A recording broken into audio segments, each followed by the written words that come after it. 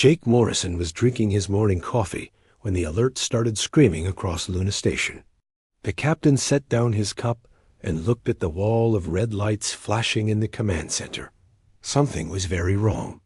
"Captain, we have multiple contacts coming through the outer system," called out Lieutenant Amy Davis from her station. Her voice was shaking. "They're big, sir, really big." Jake walked over to the main display screen. What he saw made his blood turn cold. Dozens of massive ships were moving toward Earth and Luna Station. They were unlike anything humanity had ever built. The ships looked like giant metal spiders with too many legs, each one the size of a city. "Have we tried to contact them?" Jake asked. "Yes, sir, on all frequencies." "No response," Amy replied. "Wait, sir, I'm getting something now." The main screen changed. A face appeared that was not human. The creature had gray skin, 4 eyes, and a mouth full of sharp teeth. When it spoke, the words came through the translation computer. "Primitive humans," the alien said in a cold voice. "I am High Commander Vex Thiel of the Zephyrian Empire. Your species has been marked for removal. You have 30 minutes to prepare for cleansing." The screen went black. Jake stared at the empty screen for a moment. Then he hit the emergency alarm. "All hands to battle stations. This is not a drill. We are under attack." Luna Station had never been built for war. It was a research base and a way station for ships traveling to the outer planets. But Jake and his crew of 200 people would do what they could. The first alien ship reached Luna Station in 28 minutes. Jake watched through the observation deck as energy beams tore through the station's outer hull like it was made of paper. The lights went out. Emergency power kicked in, bathing everything in red light.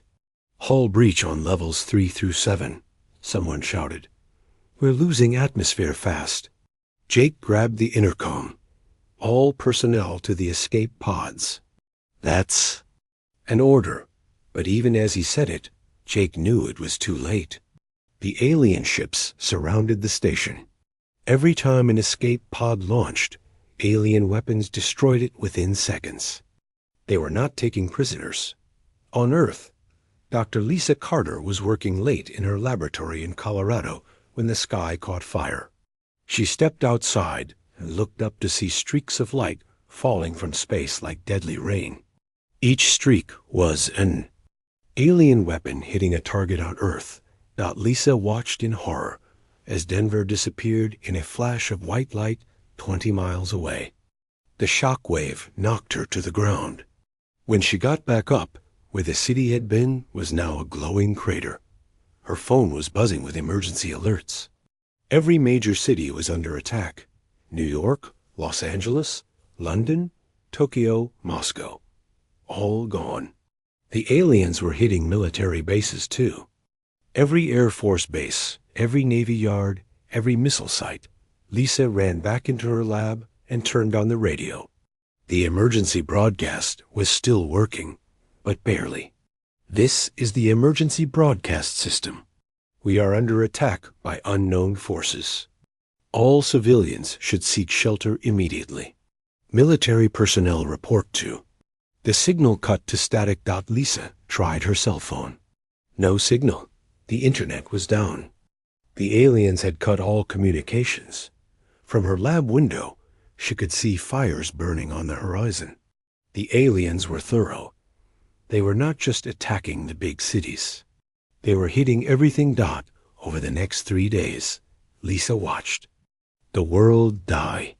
The alien ships moved across the sky like angry gods, striking down anything that moved.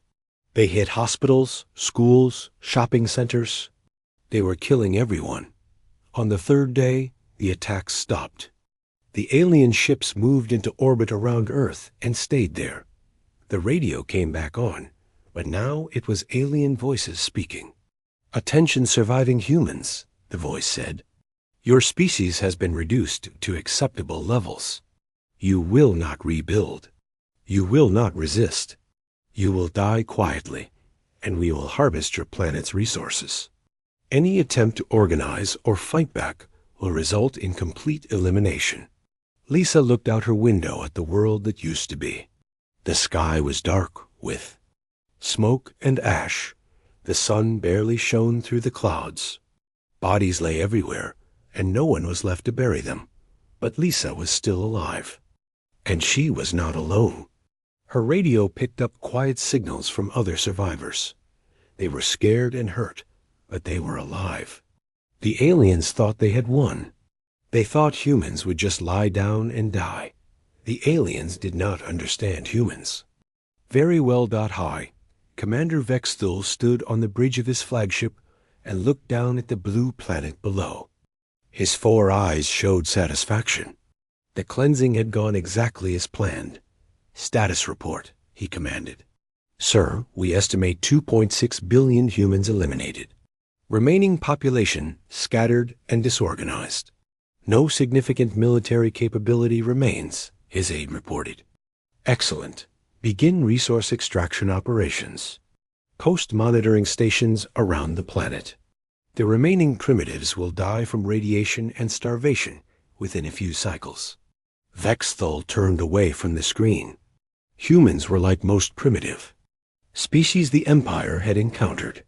They fought hard at first, but gave up quickly when they realized they could not win. Soon, this planet would be strip-mined for its metals and rare elements. The Empire needed resources for its expansion across the galaxy. Earth was rich in the materials they required. The humans had been in the way, but that problem was now solved. What Vexthul did not know was that humans were different from other species he had conquered. Humans had something that most aliens did not understand. When pushed to the edge of extinction, humans did not give up. They got angry. They got creative. They got dangerous. The massacre was over, but the real war had not even begun. 5 years had passed since the aliens turned Earth into a graveyard. Ryan Brooks crawled through the old subway tunnels beneath what used to be Chicago. The city above was nothing but rubble and twisted metal, but down here in the darkness, humans still lived. Ryan had been a Navy SEAL before the attack. Now he was something else. The other survivors called him Commander, but he felt more like a rat hiding in the walls of a burning house. Still, rats could bite. "Ryan, you need to see this," called Elena Rodriguez from up ahead. She was crouched next to a hole they had cut in the tunnel wall. Elena used to fly fighter jets for the Air Force. Now she crawled through sewers looking for supplies. Ryan moved up beside her and looked through the hole.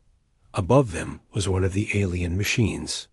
It looked like a metal bug the size of a truck, with 6 legs and glowing blue eyes. The machine was pulling chunks of concrete and steel from the ruins and loading them into its belly. "It's been there for 3 hours," Elena whispered. "Same pattern every time. Collect, process, move on. Tony thinks we can grab it." Tony Mitchell was their engineer. Before the war, he had been a Marine Corps explosives expert. Now he spent his time figuring out how alien technology worked. Tony was crazy, but he was smart crazy. "Where is Tony now?" Ryan asked. "Setting charges in the building foundation. If we can drop that thing into the lower tunnels, we might be able to take it apart without the others noticing." Ryan nodded. They had learned to be very careful around alien machines. The first year after the attack, desperate humans had tried to fight the machines directly. Those humans were now ash floating in the wind, but Ryan's group had learned patience. They watched. They waited. They studied their enemies. Amy Johnson's voice crackled through Ryan's radio. Amy had been a communications specialist in the Army. Now she was their eyes and ears across the city. "Commander, I have movement from the north. 2 more harvesters coming your way. You have maybe 10 minutes before they reach your position." "Copy." "That, Amy. Elena, tell Tony to speed it up." Elena spoke into her own radio. A few seconds later, the building above them shook. Dust fell from the tunnel ceiling. Then there was a loud crash as the alien machine fell through the floor and landed. In the tunnel 20 feet away, the machine was damaged but not destroyed. Its blue eyes flickered as it tried to figure out what had happened. Ryan and his team moved fast. They threw a metal net over the machine that Tony had built from alien materials they had stolen from other raids. The net sent electrical pulses through the machine's systems, shutting it down. "Got it," Elena said. "Let's get out of here before its friends show up." They dragged the machine deeper into the tunnel system. Down here, the aliens could not track them easily. The underground was full of metal and water that confused their sensors. 2 hours later, they were back in their main hideout. It was an old subway station that they had turned into a small city. 300 people lived here now. They had workshops, sleeping areas, a medical bay, and even a small farm growing food under artificial lights. Dr. Lisa Carter was waiting for them in Tony's workshop. Lisa had made it to the Resistance 6 months after the attack. She had walked 200 miles through the wasteland that used to be Colorado, carrying nothing but her knowledge and a backpack full of research notes. "Another harvester?" Lisa asked as they brought the machine in. "Yeah, and this one looks different," Tony said. He was already pulling tools from his workbench. "See these extra sensors? This might be a newer model." Tony and Lisa worked well together. She understood the science, and he understood how to make things explode. Over the past 5 years, they had learned amazing things about alien technology. The machines ran on something like electricity, but not exactly. The aliens used energy in ways that human science had never imagined. But humans were good at copying things, even when they did not completely understand how they worked. "Ryan, look at this," Lisa said. She had opened a panel on the machines. Sighed. Inside were crystals that glowed with soft blue light. "These are quantum processors. They control everything the machine does." "Can we reprogram them?" Ryan asked. "Maybe. We've been trying for months. The problem is that alien minds think differently than human minds. Their logic is very ordered, very predictable. But what?" Lisa smiled. It was the first time Ryan had seen her smile in weeks. "I think I figured something out. Alien. Technology is designed for alien brains. But human brains work differently. We think in ways that are chaotic and creative. What if that's not a weakness?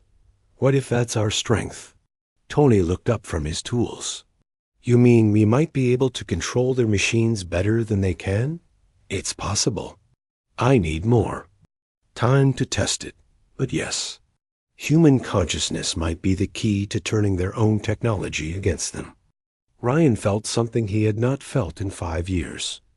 Hope. Elena came over to the group. "Commander, Amy is picking up radio chatter from other resistance cells. The group in New York found an alien supply depot. The people in Los Angeles captured a small transport ship.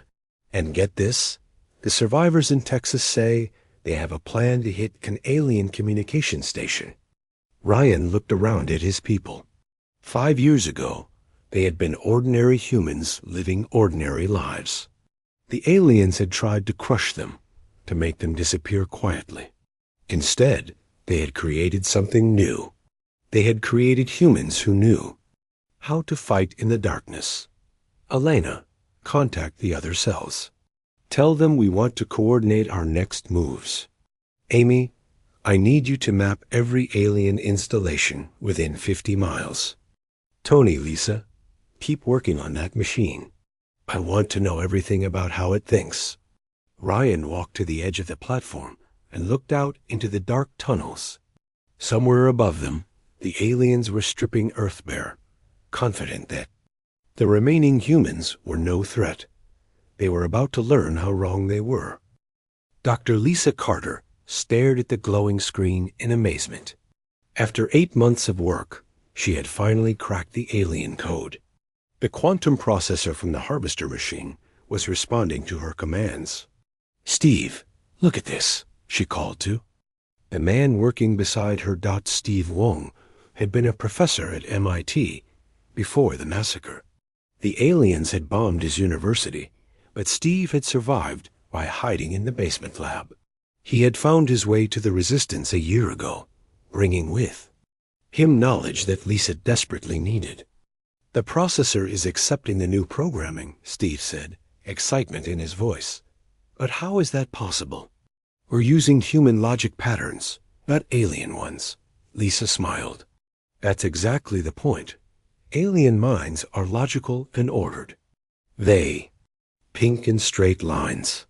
But human minds are messy and chaotic. We think in circles and spirals and crazy jumps. The alien computers were never designed to handle that kind of thinking." She pressed a button, and the harvester machine in the corner of their lab came to life. But instead of its usual blue glow, the machine's eyes now pulsed with green light. "Command.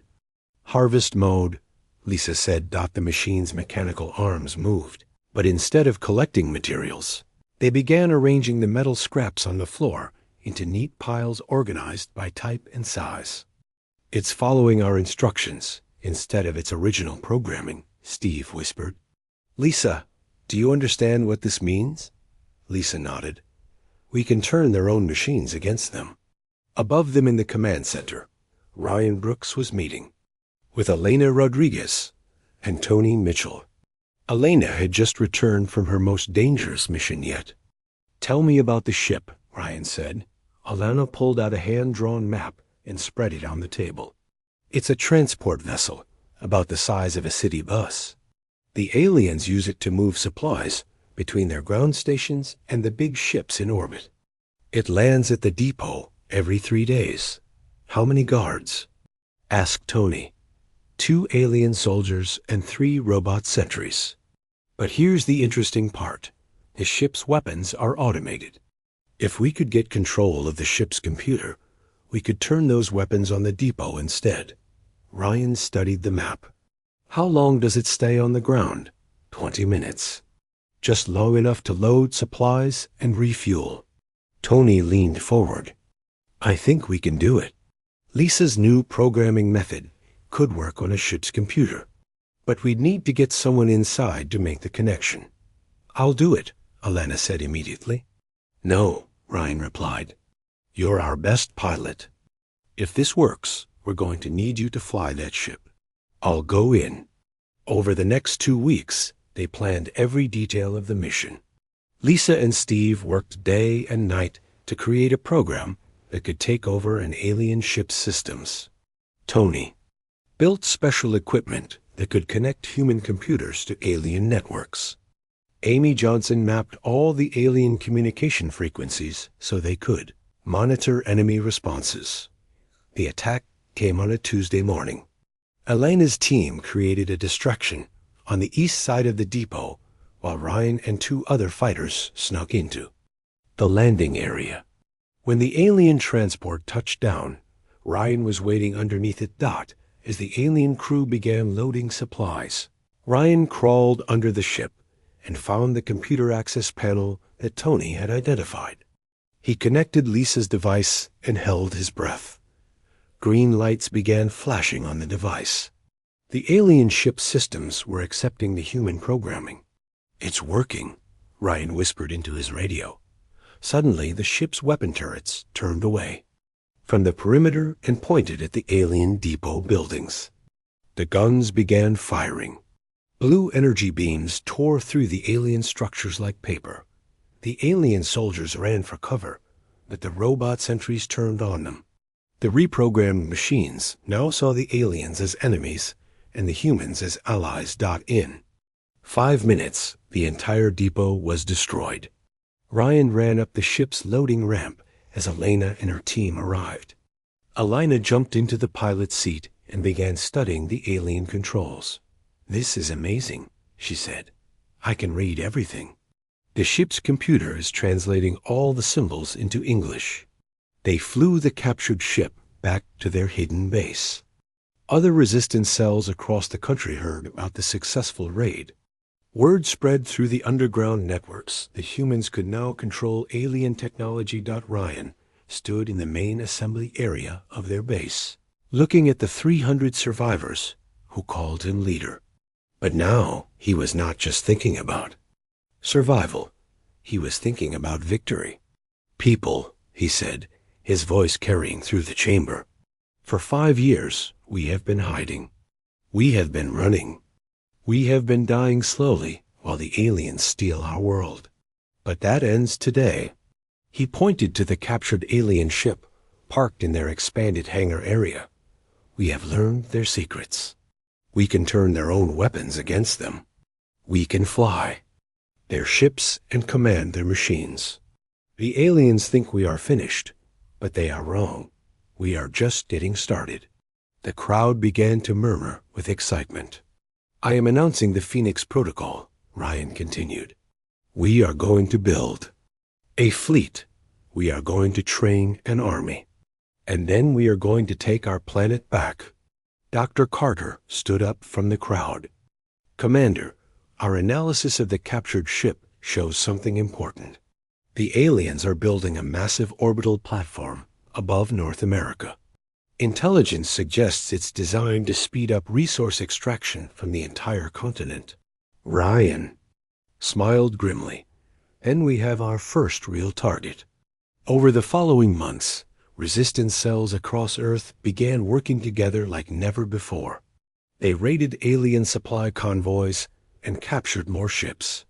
Tony Mitchell's engineers learned to modify alien weapons for human use. Elena Rodriguez trained other pilots to fly alien craft. Most importantly, Lisa Carter and Steve Wong perfected their reprogramming techniques. They discovered that human creativity was like a virus in alien computer systems. Once human thinking, patterns infected an alien network. The effects spread to other connected systems. High Commander Vex Thul noticed the increased resistance, activity from his flagship in orbit. His intelligence reports showed that the surviving humans were becoming more organized and aggressive.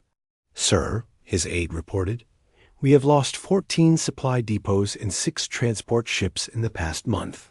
The primitives appear to be using our own technology against us. Vex Thul was annoyed, but not concerned. Increase security at all installations. Deploy additional robot sentries. The humans are like insects buzzing around a giant. Annoying, but not dangerous. Should we postpone construction of the orbital harvesting platform? Absolutely not. Once the platform is operational, we can extract this planet's resources in months instead of years. Then we can sterilize any remaining humans and move on to the next system.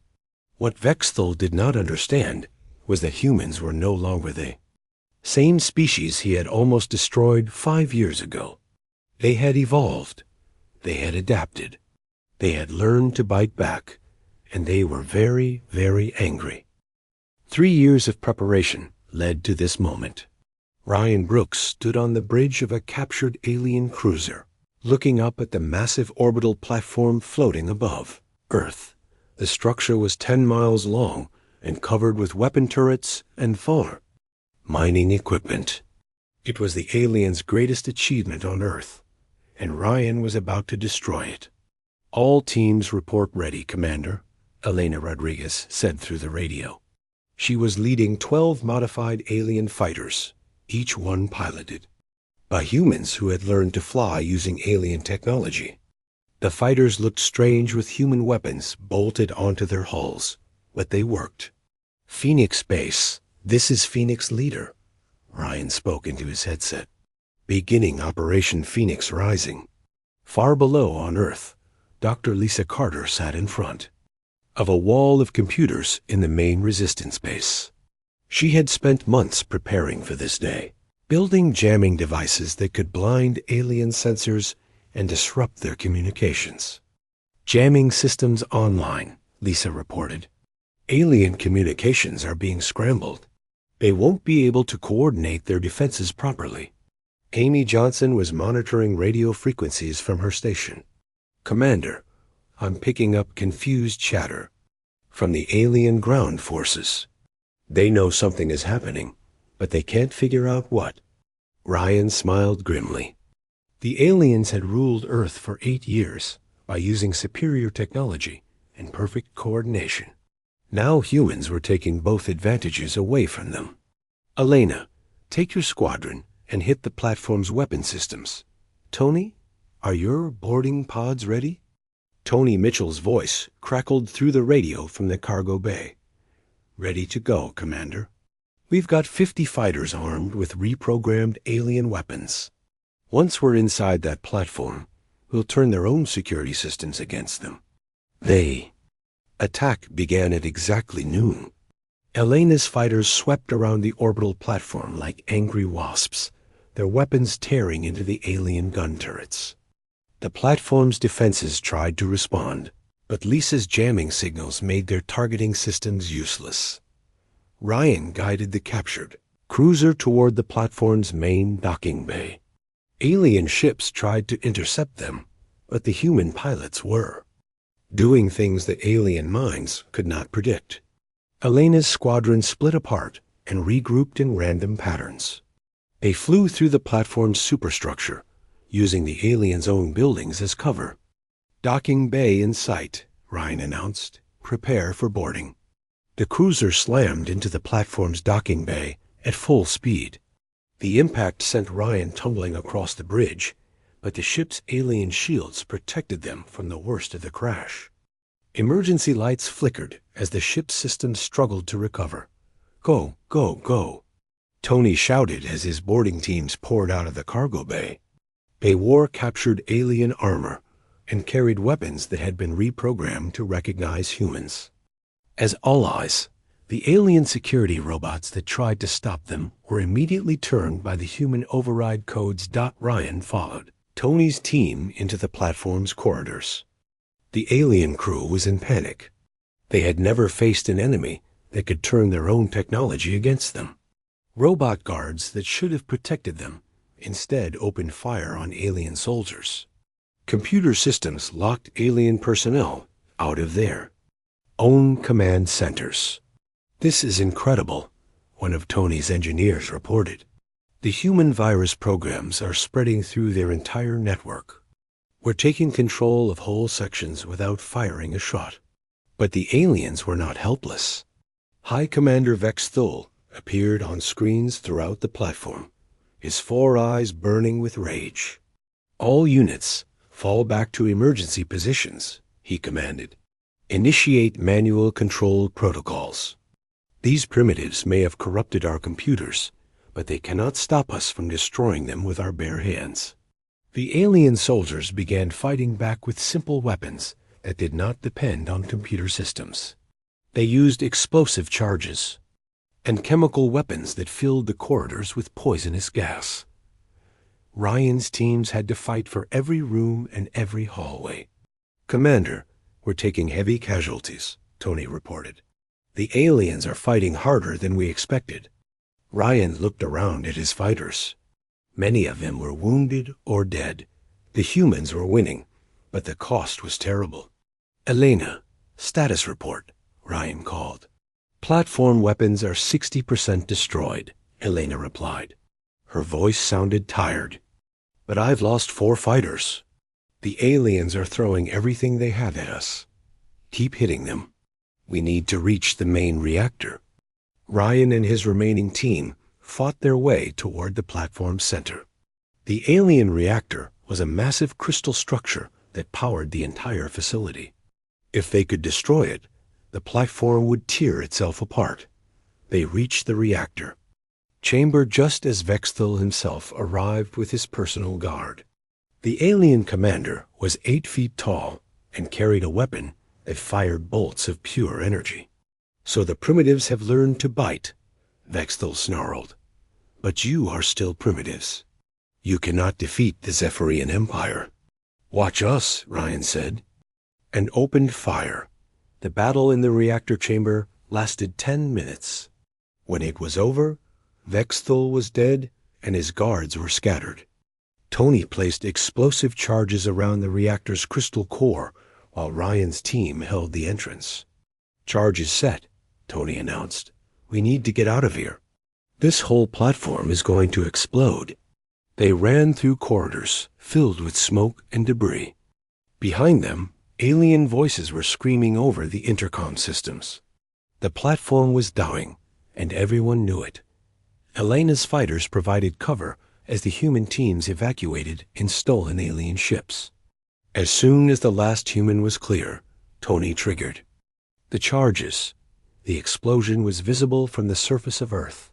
The massive orbital platform split apart in a chain of secondary explosions that lit up the sky like a second sun. Chunks of alien technology rained down like meteors, burning up in Earth's atmosphere. But the victory came with a price. Half of Ryan's assault teams were dead.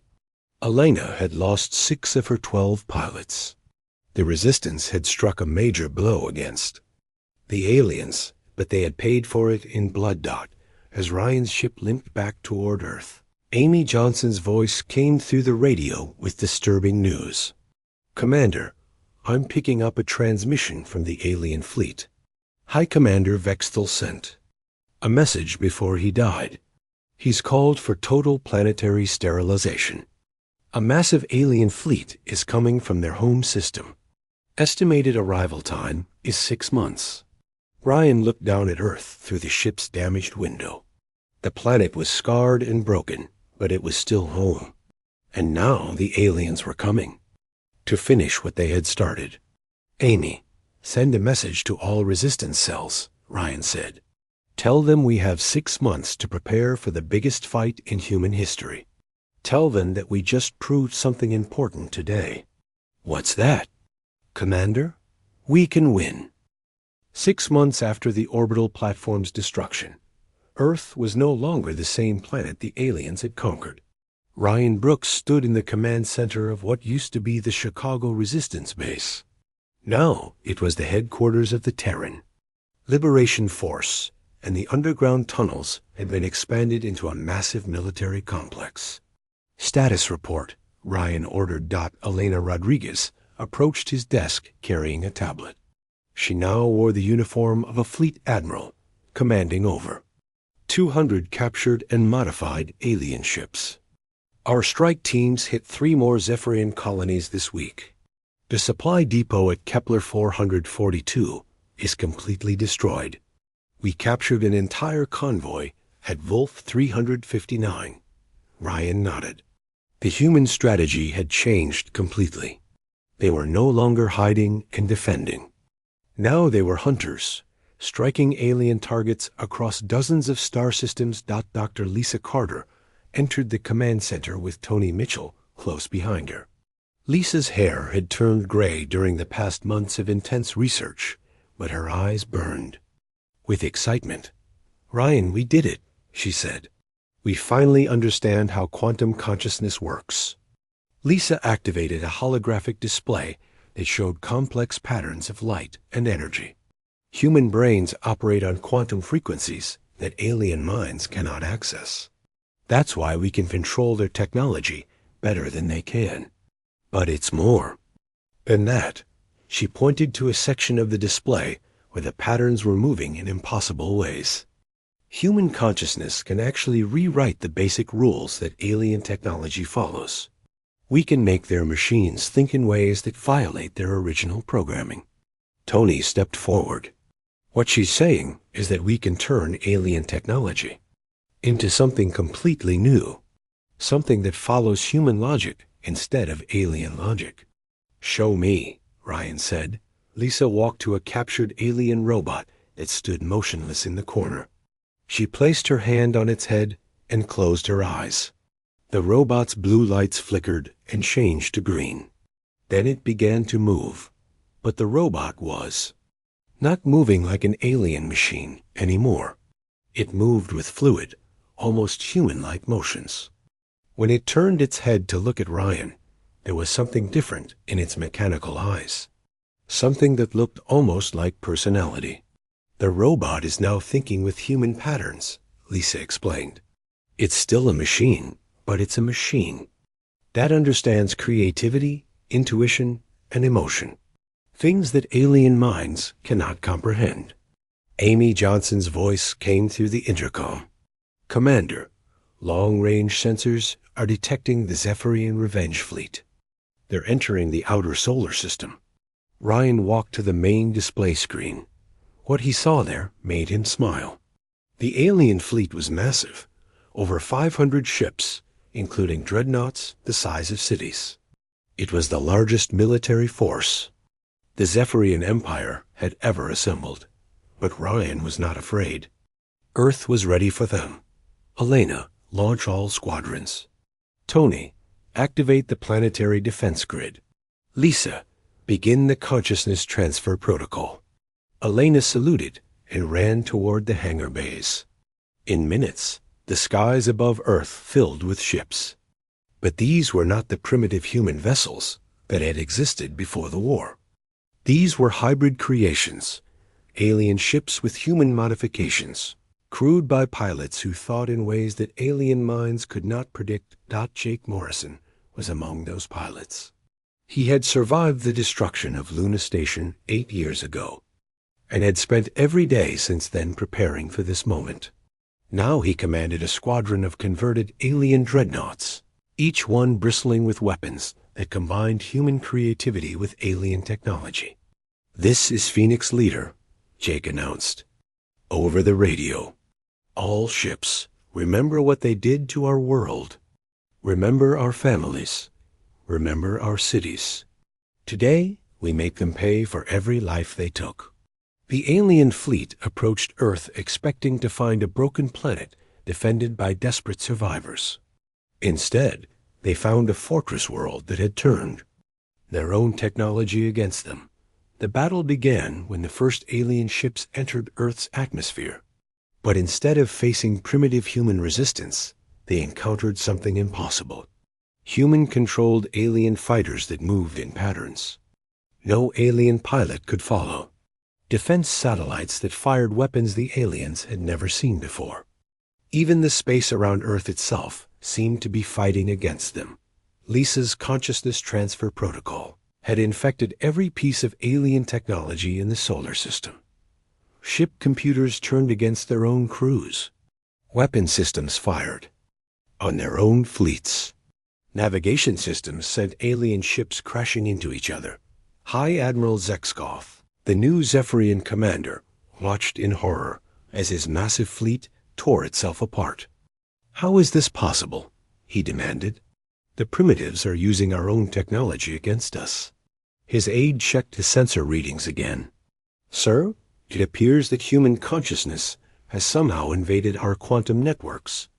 Our machines are thinking like humans instead of like proper Zephyrians." Jake Morrison's dreadnought emerged from behind Earth's moon and opened fire on the alien flagship. The human weapons punched through alien shields like they were made of paper. Other human ships surrounded the remaining alien vessels, herding them like sheep. "Alien Commander." Ryan's voice came through the communication system. "This is Commander Ryan Brooks of the Terran Liberation Force. You came here to destroy us. Instead, you're going to help us send a message to your empire." "What message?" Zexkoth snarled. "That Earth is no longer a victim. We are predators now, and we remember every world you have destroyed, every species you have enslaved. We're coming for all of them." The battle lasted 6 hours. When it was over, the once mighty Zephyrian fleet was scattered wreckage floating in space. A few alien ships escaped, but only because Ryan allowed them to. He wanted them to carry word back to the Empire about what humanity had become. 3 months later, Ryan stood before the United Terran Assembly in the rebuilt city of New Geneva. Representatives from every human settlement on Earth and throughout the solar system had gathered to witness this moment. "Citizens of Earth," Ryan began. 8 years ago, aliens tried to destroy us. They killed billions of our people. They turned our world into a wasteland. They thought we would die quietly and let them steal our planet. The assembly hall was silent. But they were wrong about us. Humans do not die quietly. When pushed to the edge of extinction, we do not surrender. We evolve. We adapt. We become something stronger. Ryan gestured to the holographic displays, showing human ships patrolling dozens of star systems. Today, the Terran Liberation Force controls 47 star systems. We have liberated 6 enslaved species. We have destroyed 12 Zephyrian military bases, and we are just getting started. The crowd erupted in cheers. The galaxy thought humans were weak because we lived in peace. They thought we were primitive because we valued life over conquest. But they learned too late that peaceful humans are not weak humans. They are simply humans who have never had a reason to show their true strength. Ryan's voice grew harder. Now they have given us that reason, and we will never forget. We will never forgive, and we will never again allow any species to threaten Earth. The Assembly voted unanimously to establish the Terran Empire. Earth's transformation was complete. The planet that had once been a peaceful blue world was now the center of the galaxy's newest and most feared military power dot in space stations across human territory. Alien prisoners worked under human guards. The former masters had become slaves, and the former victims had become conquerors. Humanity had learned the most important lesson in the galaxy. Mercy is a luxury that only the strong can afford.